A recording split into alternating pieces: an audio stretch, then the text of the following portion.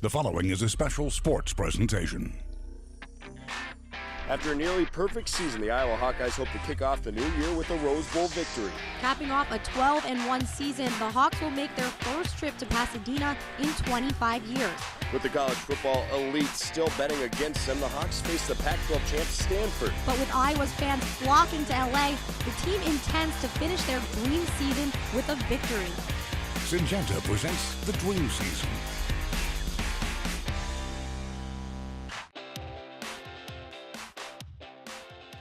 Thanks for joining us. We'll be recapping Iowa's dream season. I'm John Schaefer. And I'm Alex Schreimer. We're broadcasting aboard the USS Iowa here in sunny Los Angeles, California. And this has really been a stellar season for the Iowa Hawkeyes, who have gone 12-1 this year, won a Big Ten West title. We're so close to winning a Big Ten championship, but I think they'll settle for the granddaddy of them all. Yeah, John, I mean, you really couldn't have scripted it any better this year for the Hawks. What a ride it's been. And they'll be playing in Pasadena Friday afternoon. This should be a great game, a great environment. Hawkeye fans pouring into Los Angeles over the last few days, getting ready for the granddaddy of them all. They'll be playing at the Rose Bowl Stadium, a beautiful place up in Pasadena. I know it's right along the hills up there, kind of close to Hollywood. Maybe we'll see a few stars out there. Ashton Kutcher's known to be an Iowa Hawkeyes fan as well. That's my goal, John, to get an interview with Ashton. I'm such a big fan. Well, we'll try and make that work for you. Meanwhile, you know, this has really been a great season for the Hawkeyes. You kind of talked about this too and what they expect out of this game coming up on Friday. I mean, they've talked about it all season long, one game at a time. They're focused on playing Stanford and beating Stanford. They don't want to just get to the Rose Bowl. They want to win the Rose Bowl. Yeah, absolutely. Let's take a look at what they talked to Alex about earlier this week on Media Day. I guess practice humbles us. When we were back at practice, then that's when we kind of understand, all right, we're here to play Stanford. I mean, and then when practice is over, it's kind of like you don't forget why you're here, but I mean, it's hard to do that. And then with the help of Coach Ferentz, it definitely is a good thing for us. We just need to, stay focused on the task and understand that it's still a business trip as much as it is a pleasure to be here. But we just need to keep our focus and be ready to play a good game on Friday. Remembering why you're here at the Rose Bowl is to win the game, not to make friends, not to be distracted, not to get overwhelmed by everything that's around you. It's to win this game and be here with your team, and it's a great experience. We've been trying our best to stay away from all the noise, and that's really what we've done all year long. And we got a great group of guys. They're all really mature and are able to do that. So, yeah, I don't see any problems coming up from it. We've done it all year long. Just got to finish strong with one more game. Iowa has been out here in Los Angeles since Christmas Eve, attending various Rose Bowl activities as a team, but most importantly, they've been out on the practice field preparing to play Stanford. We're really anxious to get out on the field, and we're definitely ready to play, and we know that once it's kickoff on Friday, it's gonna take our best game, and we're just trying to get mentally prepared for that. The Rose Bowl committee put on a class act, and this has been fun. Right now, I'm just kind of antsy. We're waiting to get to Friday, get to the game. We've kind of been doing the same plays over and over again. We're really excited to play Stanford, and really excited for the day to actually come. The Rose Bowl is a very, very special thing to everybody involved with our program, certainly our fan base as well. And I do remember distinctly in 1981, Jim Zabel, the legendary radio broadcaster in Des Moines, his crack was, last person out of the state, shut the lights out as they headed to California. So, yeah, we anticipate a really enthusiastic following here. Our fans have been tremendous historically, and I think we'll probably witness that on Friday as well. John, once again, this has just been a crazy ride for the Hawks. Absolutely. Let's take a look back at just how crazy it's been, including some game winners laid off of, Marshall Kane's foot. We had some nail biters, some fumbles. Let's take a peek. The season started with the Hawkeyes hosting FCS runner-up from last season, Illinois State. It was our first real look at what Iowa's new man under center C.J. Beathard could do. He had 2 total touchdowns, and the Hawkeyes scored 31 unanswered before giving up 14 in the fourth quarter, 31-14 the final. Week 2, the Cyhawks showdown as Iowa went on the road to Jack Trice after trailing by 7 at half. The Hawkeyes put up 21 second-half points and shut down the Cyclones to claim the Cyhawk Trophy 31-17. Iowa returned to the friendly confines of Kinnick Stadium to host Pitt, a team that always plays the Hawkeyes tough. Week 3 was no different. Pitt tied the game with 54 seconds left in what most thought would push the game to overtime, but Beathard marched the offense down the field, capped by this marvelous 57-yarder by by Marshall Kane. Week 4, Iowa blew out Dan McCarney's North Texas team to the tune of 62-16, wrapping up non-conference play. Next, a trip to Madison, Wisconsin. The Hawkeye defense forced 4 turnovers, and maybe none bigger than recovering Joel Stavi's fumble on the Hawkeyes' 1. Iowa would go on to win the barn burner over Wisconsin 10-6, putting some eyes on them for a Big Ten West title and handing them the Heartland Trophy. Week 6 at home against Illinois, a trap game in a lot of people's minds because Northwestern was next, but Kirk Ferentz, doing what he does best, kept his team focused on one game at a time. Jordan Canzeri went beast mode with the career high and school record, 43 carries, 256 yards, and a touchdown. Canzeri helped salt this one away in the fourth. Iowa won 29-20. Next, a trip to Evanston to visit then number 20 Northwestern. Iowa dominated start to finish, claiming the victory 40-10. That would solidify beliefs that this could be a special team. They took possession of the Big Ten West. A bye week led into a showdown with Maryland. Iowa led start to finish, left no questions in the outcome. They took down the Terps 31-15. That put them at 8-0. Then a trip to Bloomington came up. The Hoosiers were maybe the most dangerous test left for the Hawkeyes on the road, but Iowa passed the test, getting out of Indiana with a perfect 9-0 record. On November 14th, Kinnick was blacked out as Iowa hosted Minnesota. Once again, not the prettiest performance, but Iowa never trailed the Gophers. Iowa moved to 10-0 with a 40-35 win, claiming the Floyd of Rosedale. Then came Purdue. They did what they were supposed to and took care of the Boilermakers 40-20. That would clinch the Big Ten West for Iowa. That set up the Heroes game. Iowa on the road in Lincoln. The Huskers coming off of a bye after upsetting Michigan State a few weeks earlier. Iowa went into Memorial Stadium, created 4 turnovers, and even though they were outdone in nearly every other facet of the game, the Hawkeyes won where it mattered most. The scoreboard, 28-20 the final. Iowa claimed the Heroes Trophy, going 4 for 4 in trophy games, moving to 12-0 and sending them to Indianapolis with a lot of confidence. The number 4 Hawkeyes took on number 5 Michigan State. Winner goes to the national championship. It was a defensive battle for both teams, but a 9-minute, 82-yard touchdown drive by the Spartans in the fourth quarter handed the Hawkeyes their first loss of the season. They dropped to number 5 in the rankings, but still managed to punch their ticket to Pasadena for the Rose Bowl for the first time since 1991, where they'll take on number 6 Stanford on New Year's Day. Needless to say, it's been a special season for the Hawkeyes. Coming up next, we'll talk about a star running back on the Hawkeyes who's doing just as much off the field as he's doing on the field. And then we'll also go through a tour of this beautiful battleship, and we'll show you what's really inside of it. That's coming up when we come back.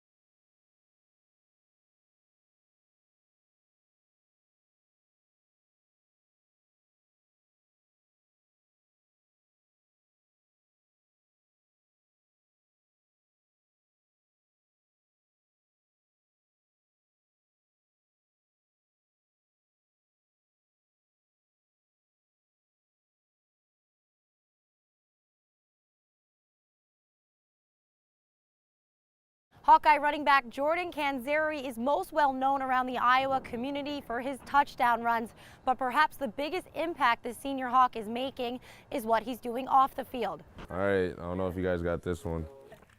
12. Hawkeye hero Jordan Canzeri grew up in the tough neighborhood of Troy, New York. He now spends his free time away from football helping at-risk youth. I've seen a lot of guys make bad decisions and mistakes and end up, in prison and jail, and a lot of things that, change their lives forever. And for me, just being around that and see that a lot, it made just an influence for me to be able to, make a difference, help kids so they don't go down that path. Needing community service hours for class, he started volunteering for the Strive for Success program, where he helps at-risk kids with their academics. Although he finished those hours a long time ago, he hasn't stopped showing up since.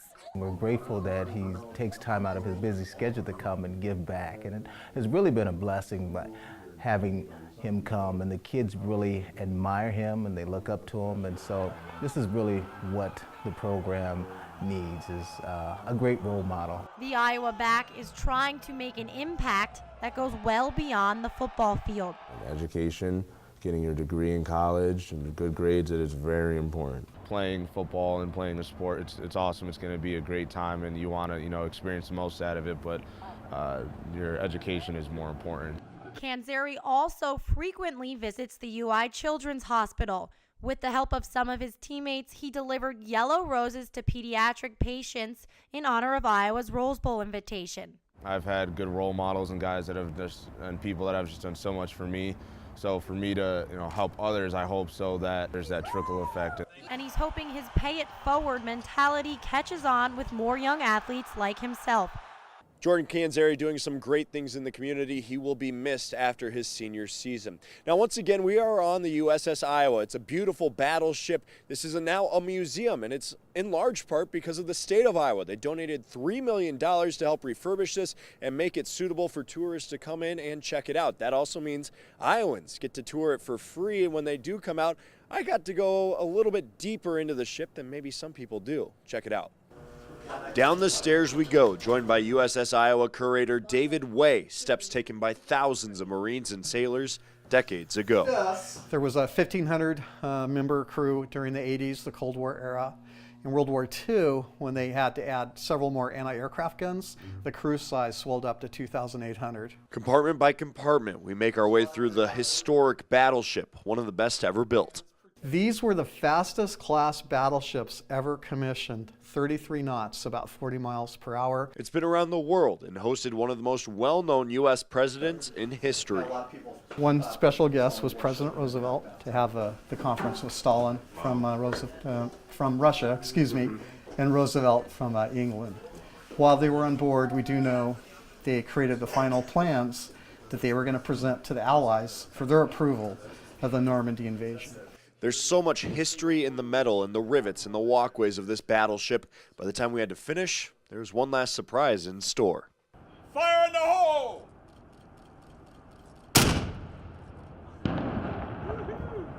That was cool. We'll be right back with the Dream Season special after this.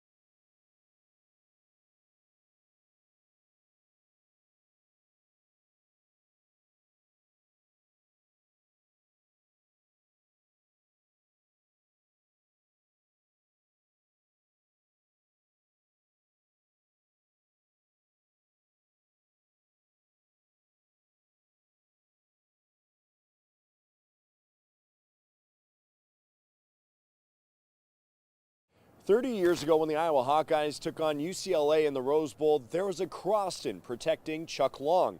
Well, 30 years later, there's another Croston protecting another quarterback. That quarterback is C.J. Beathard. Chris Palmquist has the story on a Croston family tradition. And now the Hawkeyes of Hayden Fry are ready to take the field. Among the swarm of black and gold coming out of the tunnel that day was a redshirt junior offensive tackle named Dave Croston.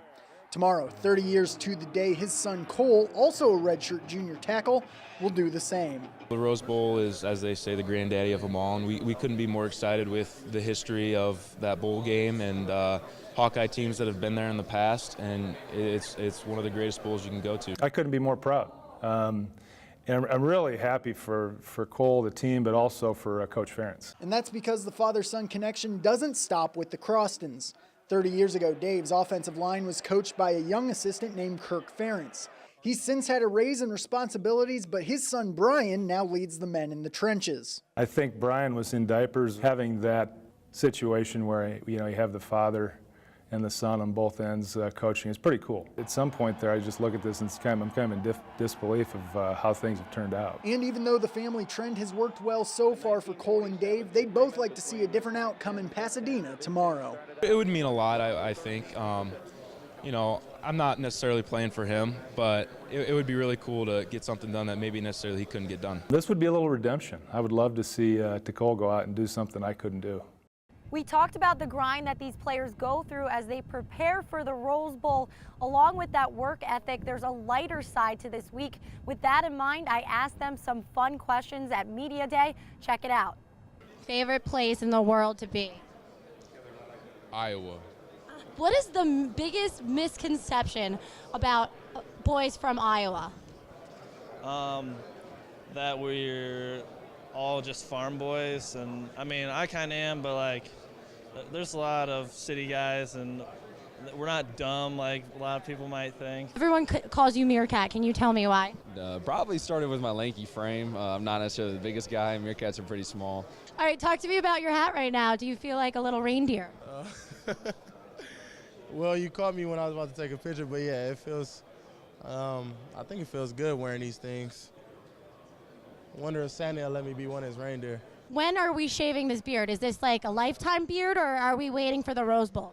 I think probably after the game I'll shave it, just because I haven't seen my face since August. So I mean,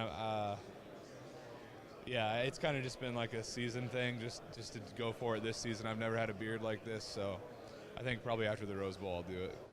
You're watching the Dream Season Special. We'll be right back.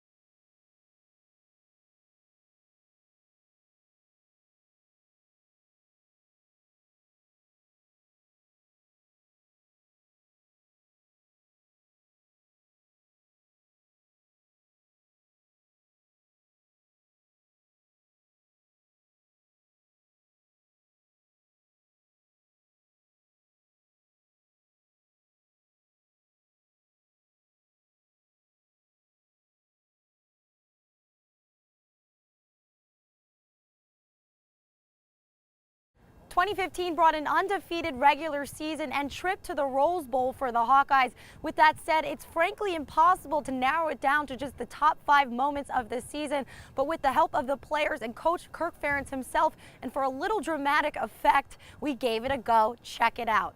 Let's start with number 14, Desmond King, holding down the number 5 spot.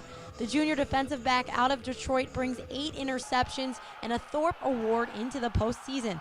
King's electric 88-yard pick 6 against Maryland was his biggest highlight of this season. He's elevated his production, his game to a whole different level, and I think he's still got another step to go personally. So, you know, that's been fun to watch, and that's what you hope all your players are doing. It may not be as dramatic as what he did to, you know, win a national award like the Thorpe Award. That's exceptional, but you want to see that progress. The Hawks lost a heartbreaker, but there's no way that we could forget about this play. Tavon Smith's 85-yard touchdown catch to take the lead against Michigan State in the Big Ten championship game, setting Hawkeye Nation into a frenzy at Lucas Oil Stadium. That was a great moment of the game. It was exciting, and you know, obviously it would have meant more had we won the game, but we didn't, and you know, it still didn't take away how big of a play that was in that game. And you know, the line gave me good protection. Tavon made a good catch and a good run afterwards, and it was an exciting moment in the game and in the season. Putting the team on his back with a school record 43 rushes, Jordan Canzeri carries away the number 3 spot with his heroic performance against Illinois. In the fourth quarter, he ran the ball 11 straight times, chewing nearly 7 minutes off the clock to seal the Iowa victory. It was something that we needed. We needed a breakout for our offense, and our defense is doing a great job with stops as well. But you know, as an offense, you just want to produce, and so it's just a great moment, great time, and great memory that I'll always have. For the 2 spot, we asked Kirk Ferentz his thoughts on his favorite moment this season. It's really hard. You know, just every step is so important. And I think, and going back to the point about the playoffs, that's what's neat about college football. Everything you do really has bearing, you know. So as much as anything, the Northwestern game was really going into our bye week. You know, we were really hamstrung a little bit with injuries and those types of things. Yeah, and then Jordan goes down right away. And the way the team responded, to me, was really emblematic of the way this football team's carried themselves this year. So no Canzeri, no problem. Akram Waldley's shocking relief performance led to 204 yards and 4 touchdowns. Last play of regulation, or we go to overtime. Here's the kick. It's on the way. It's set long enough. It is good! It's good! And the best moment of this season, how fitting. That goes to number 1, Marshall Kane, with his game-winning 57-yard field goal in walk-off fashion against Pittsburgh. Just 1 yard shy of the longest kick in Iowa history. While tomorrow is really about the football game, it does start out with a more festive show. That's right, the 127th Rose Bowl Parade begins at 10 a.m. The parade of floats and marching bands will be aired live on ABC 10 a.m. Central Time. This year's Grand Marshal is Ken Burns. And then the big game begins later that afternoon with Iowa and Stanford kicking off at 4 p.m. The Rose Bowl is airing on ESPN. You're watching the Dream Season Special. We'll be right back after the break.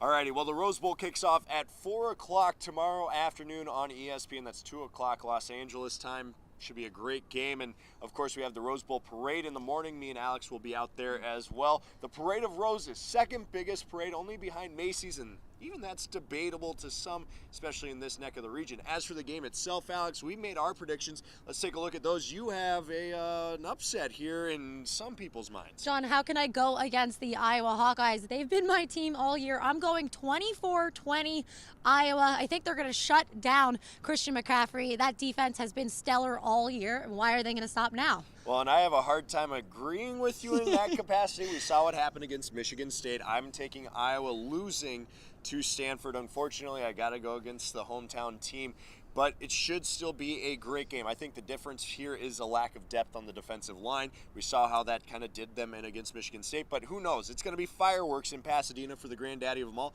Should be a lot of fun. This is my first bowl experience. How about you? I'm absolutely ecstatic. I can't wait to get out on that field. We're in California. It can't get any better than this. Let's go. 65 and sunny, and that'll do it for the Dream Season Special. Thanks for watching. Be sure to tune in tomorrow for more coverage from the Rose Bowl and the Rose Bowl Parade, as, well, we got a little bit more work to do before we go sightseeing Saturday and get back home to that frigid temperature. Do we really have to leave? It's 65 and sunny. No, let's get our flight canceled again, please. All righty, guys. We're just going to stay here. We'll see you next bowl season. Let's call it that. All right, thanks for watching. We'll see you next time.